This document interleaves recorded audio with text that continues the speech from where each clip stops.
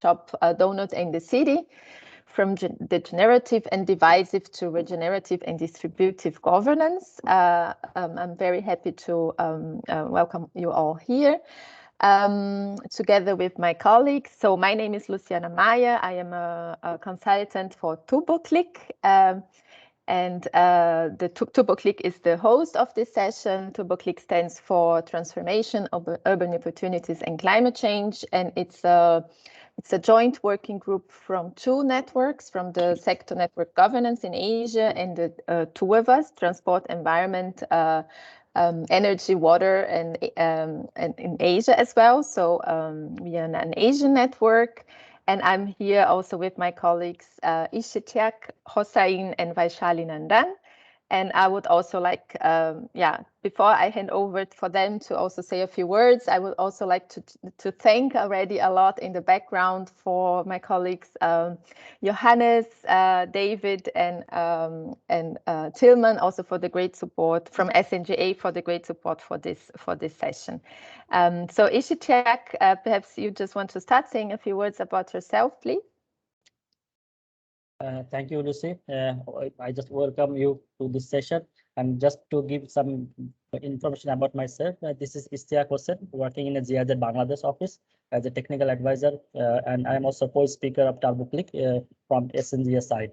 I would like to hand over to Vaishali to give some information about TUrbOCliC and also introduce yourself. Thank you.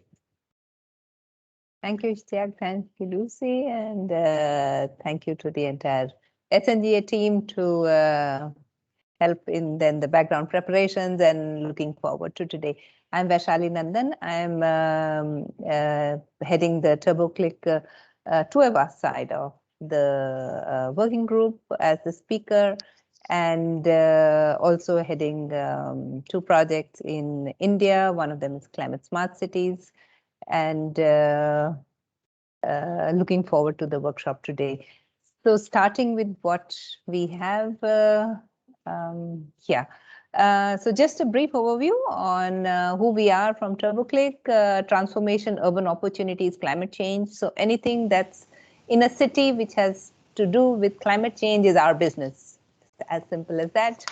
And we have several projects from Bangladesh, China, Indonesia, Thailand, Nepal, India, Pakistan, which are bilateral or global projects, and several global projects also, which are then part of the network, sector network as well. Some are there, some are coming, some were there previously, but it's a whole plethora which you can see here on the slide. Next, please. What do we really do? So like I said, anything that's there that's to do with climate change is our business. So currently you see digitalization, that seems to be the business and the flavor of the time, but also of course urban planning, smart cities, resilience, climate change, adaptation, mitigation, and various other things. But that's where we come from. We try and look for synergies on where we can put things together, and this event is one such thing around this. So looking forward, and back to you, Lucy. Thank you so much. Yes, thanks a lot, Vaishali. Everybody I think is looking really forward to this event, but what is that we really want to do with you today? So mainly we want to offer open space to introduce the Doughnut model, discuss its application in urban settings, and reflect on the role of governance for the redesign of cities. And indirectly, we also wanted to provide some time for the urban crowd, or for the crowd interested in this model, to mingle and to get to know each other. Of course, in this digital setting, it's not that nice, but we will try our best to engage in a discussion. And what we want to do is, first of all, set the scene and do a little checking with you, so to know who is there, who is joining. We have some time reserved for the for a short presentation on the Doughnut model. Unfortunately, we could not have Kate, the mind behind the model, here to join us. She's very busy, but I'll try to go through some ideas and some insights on the model and how it's being used by cities. And after that, we can have a little round of questions and answers and discussion. But mainly, we want to send you in groups to work together to discuss what you think about the model, what opportunities and challenges you see, and what that inspires you to think of further in your own context of your project. And then, of course, we would come back to the plenary and discuss your insights and perhaps find some common goals and decide on the way forward. So setting the scene, a little check-in. I want to invite you to go to menti.com. I think most of you, and perhaps if not all of you, are used to it already. In the future form, they are using Weizenbly, but as an external, I can use Mentimeter and offer you to go to it for our questions. So we are sharing the link also in the chat, but you can either scan the QR code with your phone or just go to menti.com and put the code 84811505. So that can be shared in the chat as well. And I will now stop sharing this screen because I need to change and go to Menti. And I already see many answers there. That's nice. So I will share that with you. First question was, which city are you based? Normally, and sometimes it's because normally it would be in the city, but due to the situation now, things might be different. But we want to have a little bit of an idea, which countries and cities are represented here. And I hope you can see my screen and see the answers. We have Dhaka, a secondary city, so someone doesn't want to say the city, Baghdad, Eschborn, Berlin, Frankfurt, Ankara, Jihad. I have to say some cities I don't really know where they are. I'm sorry, cyberspace, that's also nice. Kigali, but it's nice to see we have, not only our Asian usual suspects, and some more answers are coming in. I really have no idea where Chisinau is. Can someone help me? Who is in Chisinau? Okay. Thank you. This is a part of the world I have no idea about. Welcome from Moldova. It's the capital. Yeah, okay, sorry. I missed this geography class. Sorry for that. Okay. Then really nice. We have Bonn, Berlin, Frankfurt. So many colleagues also from Germany. Thank you. We could move on. We wanted to really have a bit of an idea. What topics are you working on?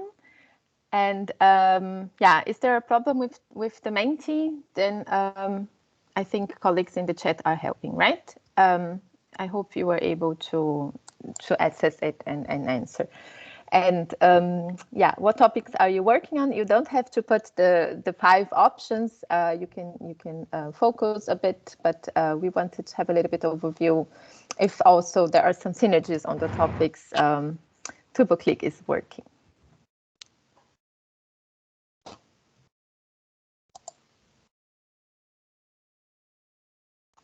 Is my screen being shared? I hope everybody is seeing it. We can see, Lucy. Yes, great. Urban development, we were expecting you, governance, really nice, decentralization, of course, and also then all the topics all around adaptation, anti-corruption, climate change, smart cities. Great. Microsoft 365 rollout, that's good. We are using it and we need it. Rule of law. Okay, so really broad variation of topics. It's really nice to have this expertise here and these brilliant minds working in these different topics and themes. Okay, thanks a lot. But yeah, urban development in the center, that's what we expected with this cloud, decentralization, governance, and climate change. So you're right here, and thanks for answering. So I keep seeing some answerings coming, but yeah, just one more second, and then we could move to the final poll. Thanks, everyone. On a scale from 1 to 10, how well do you know the Doughnut model? So the Doughnut model has been there for almost 10 years now, and I just heard about it 2 years ago, let's say, and I'm really impressed that it's not that well known as I would think it would be, and it should be. And I wanted to check if there are some other masters of the Doughnut here that want to also correct me if I'm saying something wrong. But I think it's saying, not that well heard of the model and not the highest proficiency. I hope you have something more to say about it afterwards. And but it's not a problem. That's why we are here, and we want to talk about the model and to discuss this further. So thank you for participating. Now I'll change back to the presentation. I hope it's still possible to see it. And just starting really on time. So we wanted to have this the presentation starting by 10:15. So I'm really good in time. Thanks. Doughnut and the city. What is actually the Doughnut, anyways? So this is here on the right side. It's Kate Raworth. Kate is the mind behind this model, and she's been advocating for it for almost 10 years. She wrote the book The Doughnut Economics. I hope you can see it. She created an organization to really multiply all the learnings and to really bring this to all different kind of actors.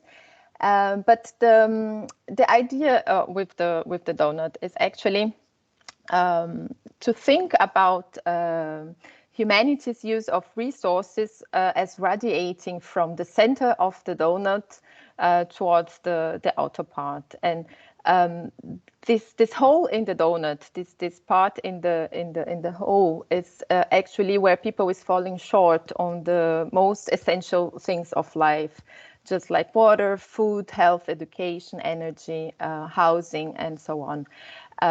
We don't want to leave people in this hole. We need to bring them and to use resources collectively in a sense that they are not falling short here.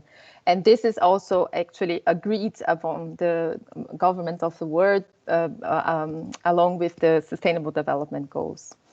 But, and that's the big but, in the 21st century, we need to use collectively the resources of the world that we have in a safe and just space, not overshooting the ecological ceiling.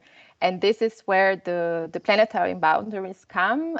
Also a concept around there from the Stockholm Environment Institute around over 10 years, which we know we are really overshooting. It's about climate change, it's about biodiversity loss, it's about the use of water and land. And we cannot, like in the 21st century, just think about progress as an endless growth if we are just overmining and just not having the foundation, the ecological foundation for our very own life on Earth. And the sad picture is actually that we are far behind bringing everyone into the sweet spot of the Doughnut. We are overshooting many of the ecological ceiling aspects, many of these planetary boundaries, and we are falling short for millions and millions of people in the world on the social foundation. And what this picture tells us is that we really need to rethink how we define progress, and we need to to go from our degenerative and divisive to regenerative and distributive design, not only at national level, but also at cities and communities. And Kate has been using this this approach to also inspire different cities to think about how they could use these different settings of tools and ideas to to become more sustainable and to bring everyone into the Doughnut. So Doughnut and the city. The idea is actually to think about how can the city live within the Doughnut. And the four lenses that it's being talked about is to actually look at your city and how your city is being generous to the wildland next door, so it's living within the ecological ceiling, and also look on how your city is making everyone in the city thrive, so the social foundation for everyone in the city, not leaving anyone behind, not leaving anyone in the hole. On the other hand, you also need to look at the global aspect and ask if the city is really respecting the health of the whole planet, and if the city is respecting the well-being of all people in the planet. So it's really another way of looking on what cities are doing and how this is affecting these different lenses, and to ask, okay, how you can change so to really make the decisions in a way that it's becoming more regenerative and inclusive. This is also a little bit hard to read, but it's a very nice canvas that has been used by Amsterdam on their Doughnut strategy, on really like sitting together with different kind of stakeholders and looking for local aspirations and also for global responsibilities. And the questions are on the local social lens, how could the strategy, any strategy that the city is deciding, any project, any policy, how that could enhance the ability of people in the city to thrive along different categories. On the local ecological aspects, how could the strategy policy measure enhance the ability of the city to thrive within its natural habitat? So it's really also looking at everything that the city is doing, how the ecological impacts are. On the global and social aspects, how could the strategy respect the well-being of people worldwide? And on the global ecological aspects, how could the strategy respect the health of the whole planet? So in this sense, you really like look at each aspect and you see if a strategy is perhaps even good for local social aspirations, but perhaps it's really shifting the responsibilities to the global and ecological aspects, and that's not good because we need to collectively reach all the to stay within the Doughnut, and especially the cities in the global north, of course, have more responsibility here. Another aspect we just wanted to briefly show is the powers to act, as Kate states. As the 5 design points for how to think about how to go there, how to get to this more Doughnut thriving balanced mindset, and they are purpose, network, governance, and ownership. Purpose being the city really having an ambition, having a vision, and Kate says also it can be the Doughnut, but it can be something else. It doesn't have to be the Doughnut, but you have to have a set of collective values and an ambition and a vision for the city. Networks. This is about also the different kind of stakeholders, how citizens are engaging and connecting, how companies are connected. If you look also all the circular economy, so how to bring these companies to really think more in an integrated and network manner, different alliances that are out there. Governance, And here we have a really broad variety of ideas and what can be done in this sense, setting ambitious regulations. Of course, cities have many instruments that they can use for that. Kate talks also about being much more experimental in policy making to really think of more agile methods and ways of becoming more of a kind of a humble government that really is working for the people and is making like really progress and engaging everyone and do it more participatory. And she also talks about humor for behavior change. So there are some examples of really how to think out of the box and really become more innovative here. Two important factors then in the end are also ownership and finance. Ownership being really to ask who owns source of wealth creation in the city and how can that be changed. And I think that's a really a big issue because we know about the land problem, the housing problem, and how everything is not owned by the city and how market forces are driving these inequalities as well in cities. And we need to change that. And also how the city is financed and looking also at the power of procurement, things that the city is purchasing itself, but also how investment and divestment is being made in city and what kind of powers the city has with their own budget also to change things. And the idea here is actually to look at these powers to act and to try to analyze in your city what still is drawing you back. So what is that you are doing in network and governance and financing ownership to what is not really working, what's drawing us back and being like very degenerative and divisive, and what already drives us forwards, because some things are already there that are working, but they just need like to be better understood and pushed forward. And the sense is that the city itself is not deciding things alone, and it has to work also together in a multi-level governance way and think also what the states and other actors are doing. And in a workshop setting, this would help to identify really the powers to act on what needs to be changed and what can be start doing, what the city can start doing right now to really push forward the idea of the Doughnut. And this is also then to analyze how the city needs to cooperate and work together with other levels as well. And that, like declined by each of these powers to act, would give a good picture of how a city can start acting and start taking measures towards the Doughnut economics. This is what I found from some different examples on how this is being used by cities to, first of all, understand what's happening and also to become more concrete and deciding what can be done on the different settings and according to their different conditions.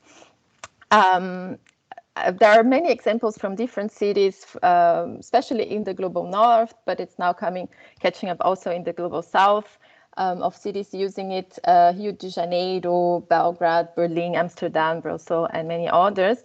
And all of these tools that are being developed for the local level, they're also available on the Doughnut Economic Action Lab. I recommend it very dearly to have a look on it, because it's really many ideas coming up and many people really using it and making it a tool of their own and testing and just bringing it on to the ground.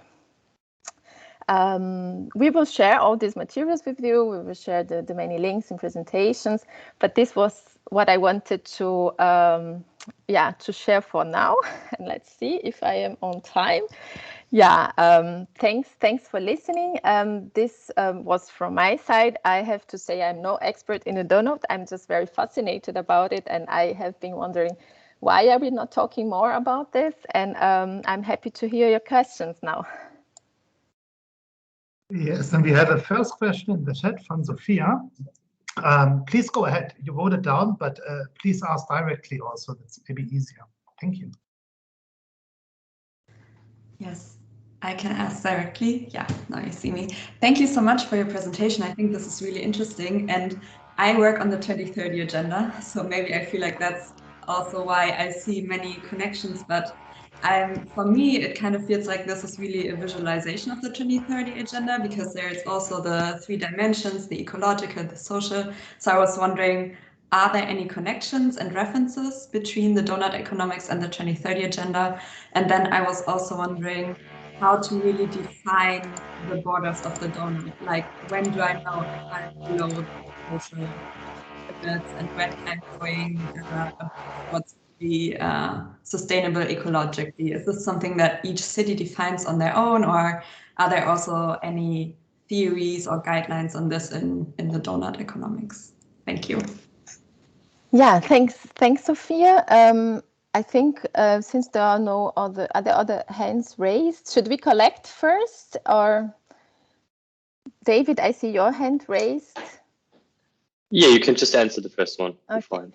Yeah, thanks for the question, Sophia. I wanted to share a visualization because you are right, and there is a strong connection with the SDGs, of course. Just quickly, let me try to find it, and I will share. So Kate was developing this before the SDGs, or actually while the SDGs were being developed, and she took also actually the sets of goals and based her approach on that as well. So perhaps just to really just quickly show that there is a strong interconnection, but there is a difference. So this is the donut and the SDGs. The numbers, that it's a bit hard to see. I couldn't find a better resolution for this picture, but the green ones that are marked green, this is where the focus is on the goal. So it's the goal 13, 6, 15, 15. So we have like these planetary goals, which are more like the last ones, right, in the SDG. And of course, there are also here 12, 14, which are also, they have a focus also on the target level from the SDG goals. And in the inner part of the donut, of course, then the goals regarding no poverty, no hunger, and so on. So that's quite well related. And of course, the kind of indicators that a city or a nation can use in regard to that aspect, they can be the SDG indicators. Of course, we want to use the SDG indicators as well to show progress towards that, but it doesn't have to. So the cities that are using it are just looking on what aspects are relevant to them and what do they want to visualize in the aspect of water or in the aspect of education, and they can again choose a dashboard of indicators or that fits to them to visualize that. And there is no blueprint, so cities are experimenting with it. There's a lot of academic research also on really what are the indicators that make sense in each aspect. Of course, looking at the SDG ones as well, but the SDGs are sometimes not that relevant at local level, or they just just focus on certain aspects, and this is still like a work in progress, and each city is doing it a little bit differently. We have two more raised hands, one by David and one by Marianne. I suggest that you ask both directly and then back over to you, Lucy, okay? Thank you. David. Yes, wait a second, I can turn off my camera as well. First of all, thank you very much for this presentation, Lucy. You mentioned the 5 serving of driving cities, so purpose, networks, governance, ownership, and finance. And I was wondering whether we also have, I guess you mentioned Amsterdam, and you mentioned that this kind of idea or methodological approach will be driven by global south cities in the future. But I was wondering whether we also have some indicators, or we have some tools already available or showcasing material for especially those 5 aspects within the donuts economy. So actually everything is really like very agile and very co-creative currently for these tools, and it's hard for me to keep track of everything that is happening. I recommend to have a look at the Deal community. So everyone using this kind of tools and experimenting with it are just posting it and sharing it. So it's quite nice. That's really it's a shared knowledge that's being there. And I wanted to test this with cities I've been working with, but we have also our own SDG approach and so on. And it's not that bad. It's just that this is giving like really it's another way of looking at it, and cities are experimenting with it. And in regard to these 5 aspects, I haven't seen anything that I can share, but I can have a look on it, and perhaps we can find some city here to test it, and then we can report. Thanks, David. And Marianne. Hi, Lucy. So I'm guessing my question will have a very similar answer to what you've just been saying, but I'll just say it. So I was wondering if there is a mechanism to be followed or to be used, or tools to be used to help measuring evaluation. Like we always have the indicators, but then how do you measure it against something that's solid so that it becomes more objective rather than becoming subjective to the evaluator himself? So this was my question, if there are any tools or any mechanisms in place to help pushing it into a more objective evaluation when it comes to the donut rather than the subjectivity of the evaluator. No, thanks, Marianne. I think even the tools we are using, right? So the SDG goals and targets, that is quite it's fair enough to say let's use that. I think each country is just setting their own different kind of indicators and targets that they want to use for it. And Kate's idea is not really to revolutionize the indicators that are being used. It's just really the idea of setting these things more in the vision that you need to really look at everything together, just as the SDGs say. But the visualization is really just like this kind of it gives the flavor of really looking also beyond the city boundaries and looking at all the social aspects. And I think that for the indicators, I would recommend we should stick to the SDG ones, because it's the ones that we also need to report about, and they are connected and related. So we should not reinvent the wheel here. But also on the other side, also to think of sometimes the effort of measuring things is not really what comes out of it. Like you really need to set the goal and to have the idea, and measuring of course is important, but it's like secondary. I think what Kate wants is actually to really change the mindset of where we are heading. And of course, then at some point you need to define what you want to measure to say if you're going to achieve that or not. But SDGs are pretty fine. I would say she's not against it. So I think we could stick to that. So there are some more comments here. Thanks for the Bertelsmann publication hint. I would love to discuss a little bit more, but actually we want to send you in groups so that you are discussing with each other as well, and having some more time to discuss different aspects of it. So actually we are a bit ahead of time, so let me run. That's always the tricky part, to share and all think of all the different clicks here. So I need the presentation again. Well, so we want to send you into breakout rooms, and I'm not sure how many people are there. Perhaps Ishtiaq, you have 30. Great. So we can have 3 groups of about 10 people in each group, and we will give you approximately 25 minutes to exchange. And what we want you to do is, within your group, I mean, we are also here, we will be in the group with you, and we can help you with that, but just to note that we need someone to keep a look at the time, to moderate a bit the discussion, to visualize, and we will explain how, and then to report back when we are in the plenary. And we want to give you time and space to think about the challenges and opportunities about the model, and to think if it's applicable in your context, and how would you like to perhaps apply this in your project, in your city, in your neighborhood, even in your family. That can be quite a crazy and wild collection of ideas. And to look at the visualization, instead of working with Miro and concept board, which is the one allowed, we thought we would try to work with a pretty easy presentation, just as a PowerPoint presentation, where you have this 2 groups are enough. Perhaps yes, we can do 2 groups. Okay.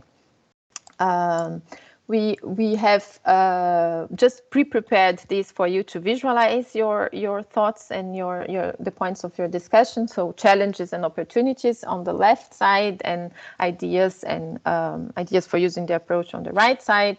The idea is actually that someone is just having a look on what's being discussed and collecting this on this slide.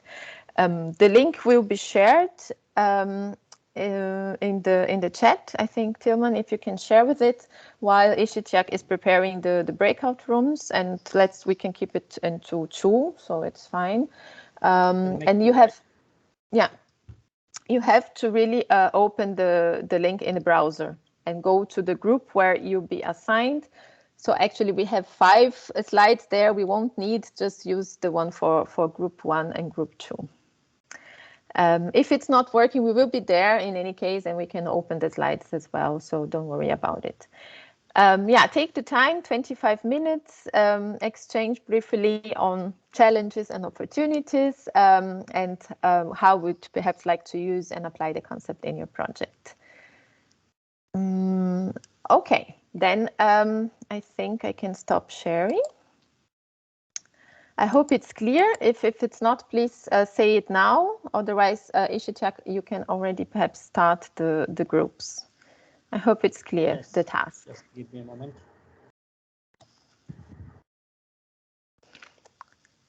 I'm creating 2 groups.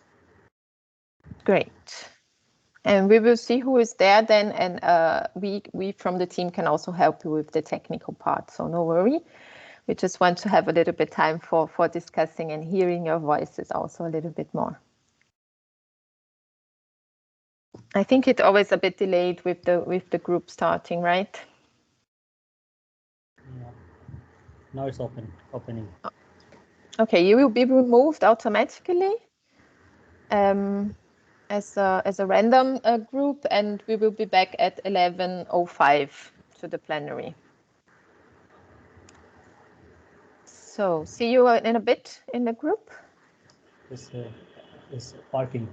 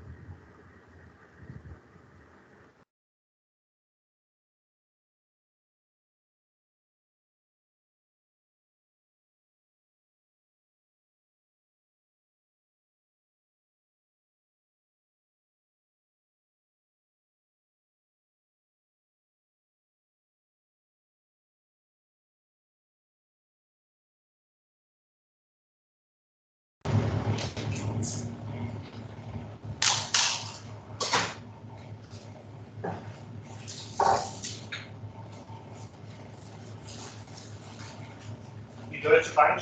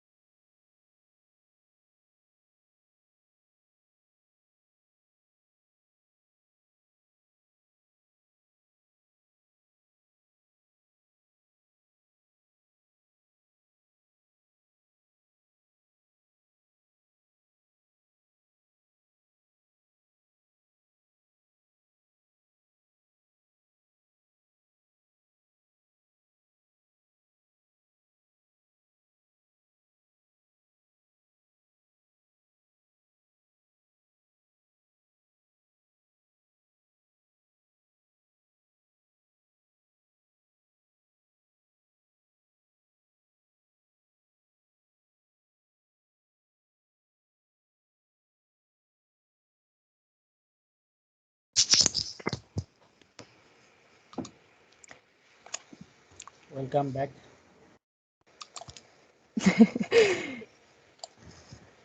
Hi, Thank you so everyone. much. Yeah. Wonderfully done. Yes, Vaishali also back. Yes. Well, everyone, I know it was a short time only for the discussion, and sometimes it takes a little bit time for this ideas to start to settle, and for us to start to think about different challenges and opportunities. But I hope you had some good discussion and you met someone new. And what we wanted to do after the work group is actually to hear some insights from both groups. We haven't defined, I think, in our group who would be reporting back about what we have discussed. That's why I will start with the other group, group 2. If you want to start with some insights of your discussions and some highlights. I don't know if you have defined it, someone, please, someone just feel free to jump in, turn your camera and your mic and speak, please. It should be a dialogue.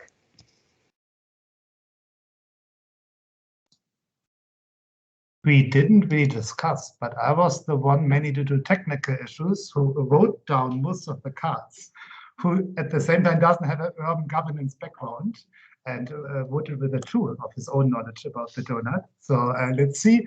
Please, other members of the group, correct me as soon as I step into the wrong direction. We focused a lot on the challenges. The whole model seemed to be very complex. So the whole question also from the GIZ perspective, how to translate that into project practice, how to operationalize, you know what I mean, this, make it operational. How to work with the partners, because it's also a demanding concept for partners, and the whole question of ownership. Can the citizens actually own it?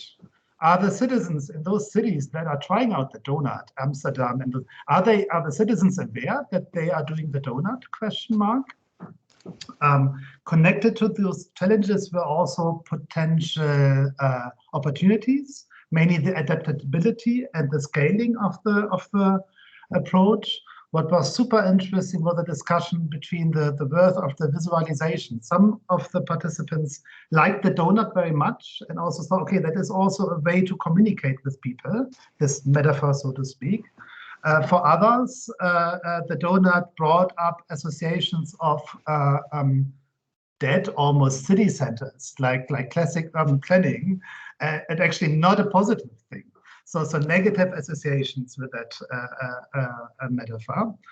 A potential, I think, was also seen, despite the complexity, with a possibility to connect it quite easily with the SDGs. We also had some concrete ideas for the use of the model. I leave it there because agroecology, that's really something where I don't, that's cynic about it. So I don't dare, and the participant isn't there anymore. So I wouldn't dare to say anything about that. Thank you very much. Yeah, thanks a lot, Tilman. Quite interesting insights and discussion points. If someone in the group would like to add, please feel free.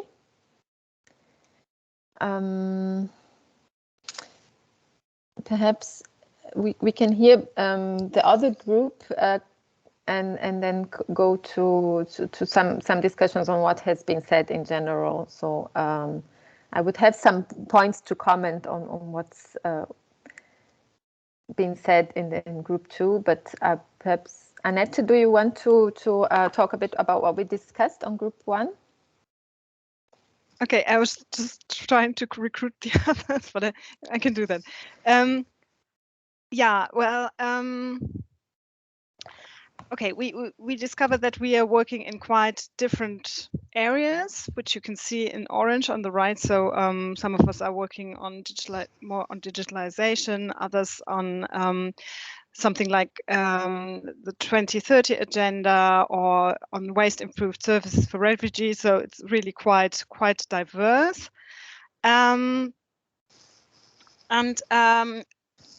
Well, there was something brought up in our discussion that the Doughnut model is very useful because it makes the interconnectedness of many different aspects of sustainability visible. It tackles economical, ecological, social status quo and targets, and makes clear the I cannot remember the word, but the compromises that you have to make. And in that it's very integral. And it's a whole of society approach, and we think that doing it or using it allows much more citizens' participation and brings in diverse perspectives. The downside may be, or we were not quite sure about it, but we think that it may make it slower, the decision-making processes, because you need to talk to so many stakeholders and cannot just, adopt that silo way of going, in that you just tackle one little area and follow through with it. We had examples such as the difficulty of deciding when you do spatial development or housing development, if you want, how much green space you want to sacrifice, the difficulty of combining both social and environmental targets, because you want to develop maybe blocks of social housing, but then you have to sacrifice green spaces, for example. We touched also this topic of cities in the global south being badly affected by pollution and climate change. And how can they, well, in their development, how is it possible to solve that problem? And that is something that the model can address very well, but also obviously takes time. And it's a model that lends itself very much to looking at approaches of good governance and policies, because it's so holistic. I don't know if anyone wants to add anything from our discussion. Yeah, thanks a lot, Annette. I think we would have continued discussing. We were just in the middle of some insights and then had to get back. But others also feel free to add. Perhaps, I don't know. I'll ask my colleagues also, Vaishali and Ishita, perhaps to also say some insights from your side. But I do see a lot of challenges, as have been stated also, and I think, well, the world is just full of challenges, and using this model just is becoming, for me, a little bit a source of hope, as having hope and not being too optimistic to just be lazy, but also not to be too pessimistic to not doing anything. And I think that it's just another idea among different kind of good ideas that are out there, and that can be used in a format that it's making appealing, that is attractive also, that it's since it's a nice visualization, I think it's really it has this selling power of having like a donut community, a donut neighborhood, and that really bringing it to the core. Also, sometimes the deal community, they are discussing how can you become a donut family, so that you really look at even your own like kind of sources of power, whatever you can do. How can you decide about doing certain things differently to change the aspects in the donut? So I think what I miss is actually that in development cooperation in general, that we are not looking about these imbalances in certain things, and how even when we are doing development projects, we are trying to fix things that should be fixed somewhere else, and that's a little bit my criticism also at some points, because I think cities in the global north need to set the example, because they are the ones really polluting much more and extracting resources much more. and that's where this approach is taking up anyways. But I think that also it can help cities in the global South who are becoming even all the time more full of inequalities and also destroying the planet as well, to just help them reflect that and not pointing the finger to say, okay, you should not grow and you should not develop. That's not it. But I think quite nicely said, Kate is asking, actually, she's saying that we need to redefine what we see as development, and to really like see. She says no city, no country in the world is developed, because if you see this overshoot of everything, it's not what we can perhaps say as development. So I think step by step it could help at different levels, cities, governments, even like communities, to make decisions better informed when they really think and look of the different aspects of what they are doing. And I wanted to really see it being more used in other cities, also in the global South, to see how that works. So to really test it more. And yeah, I'll stop talking and ask if anyone else would like to add. Please, Annette. I just have a question. The examples that you mentioned, have they been documented? Is it possible to access how these cities have concretely worked with that model? Yes. So for Amsterdam, that's the best example available out there, and I'll share everything in the documentation.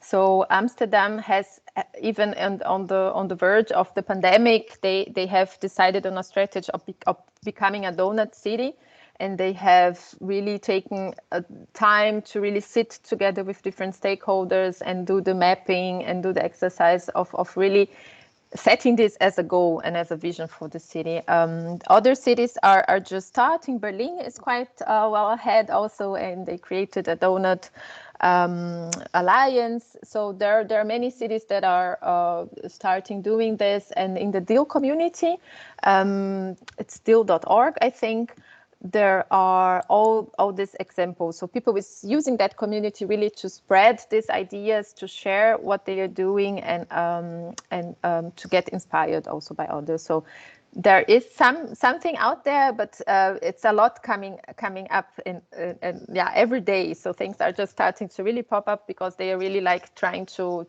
make it a movement, so to say. And I'll check the links and share as well. But yeah, perhaps all the colleagues also want to exchange a bit. So if that's not the case, Leonard, are you raising your hand? I'm not sure. I can only see the both of you. The others are with cameras closed. I'm not sure if they're even there. You have one question in the text box. Yeah, okay. Has a question. Where can we find all the examples? The name of the community? Yes, Alex, just a second. It's called doughnuteconomics.org. I'll post it. I've shared it already. Yeah, great. Thanks, Annette. Okay, I think we don't have to force the discussion if there's nothing else to be said. Not sure, Vaishali, Ishitiak, any further comments from your side, perhaps? So just a brief remark. So thank you so much, everybody, for joining. Yes, Ishtiak, it will be really lovely to take a picture. Annette, you have your hands raised. And I think it's always interesting to look at a concept together. Rarely can we, now get that opportunity where we can see those, concepts and try and look at it in detail. So, from my perspective, I think it was a fantastic opportunity to look at something that we can then,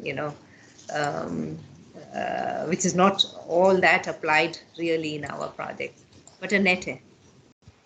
Yeah, I just wanted to ask, what do you think? I mean, we can look at the documentation, of course, but what do you think, which kind of stakeholders and how many would you invite to such a donut analysis session, let's say? I think there is no thumb rule.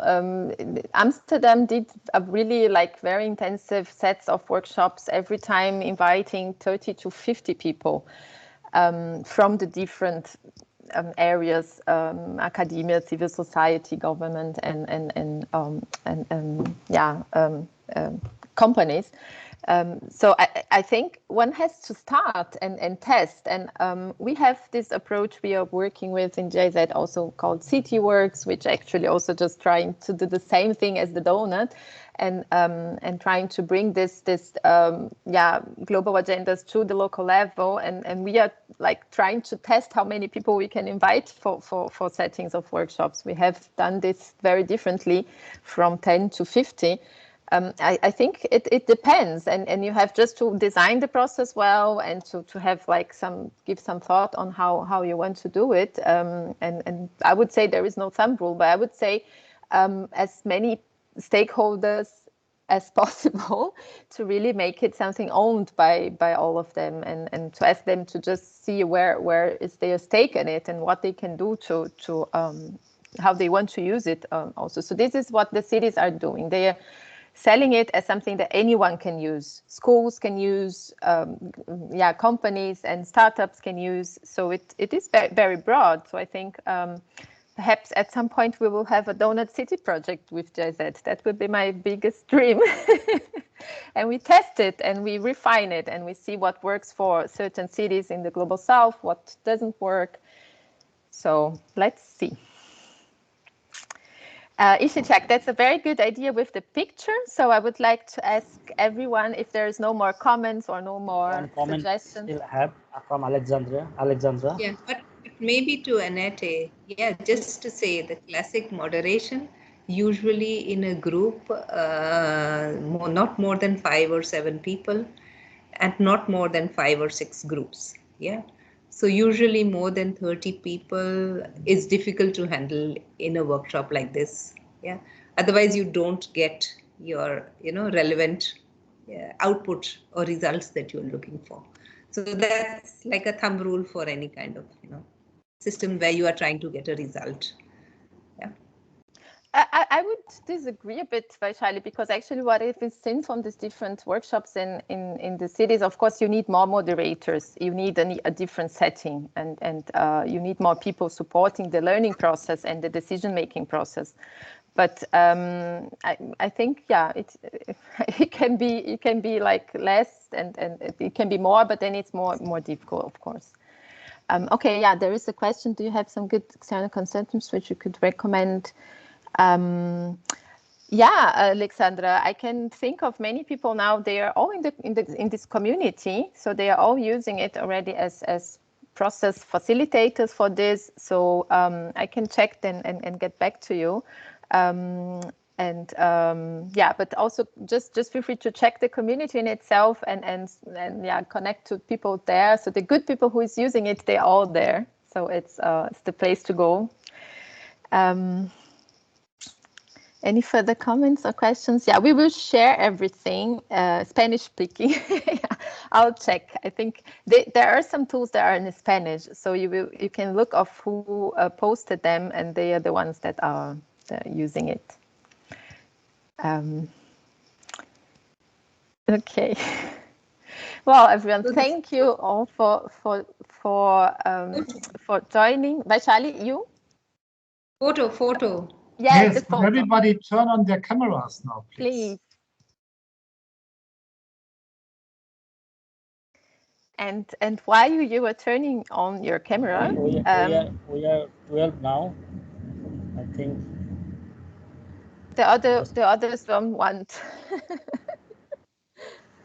It's going to be a beautiful photo.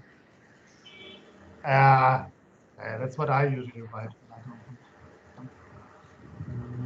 So can we use the gallery? I'm using it. Okay, good. Smile, everyone. Another one. Yes, now.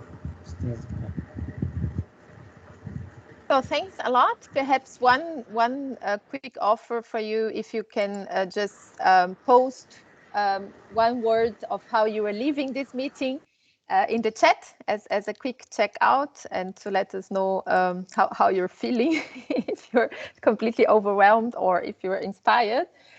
Feel free to use the chat for a quick one-word checkout. Otherwise, do reach out if you have further questions, and we will share the materials. I really want to keep this conversation going and would like to find more interested colleagues to think that and yeah, do that with me. And it would be a pleasure to think this further.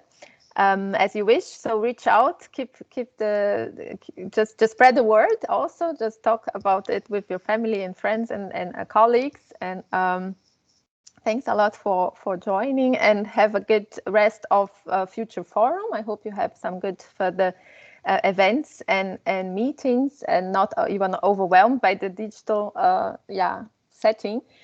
And yeah, thanks a lot. Vaishali and Ishitchak, perhaps you have the final words.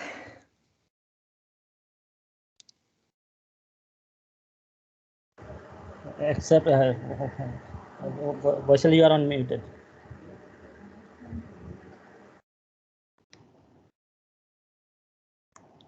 Yeah, that was Vaishali, unmuted. So final word from my side is thank you, everybody. And yours, Ishtiak? Same like you. Thank you, everybody. Especially thank you, Lucy. Thank you, Johannes, David, Tillman, and everybody for make this event successful.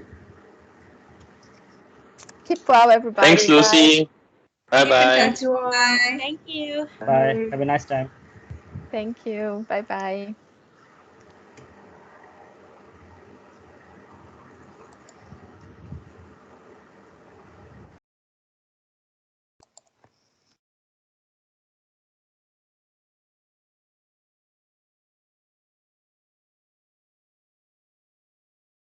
Ishitchak.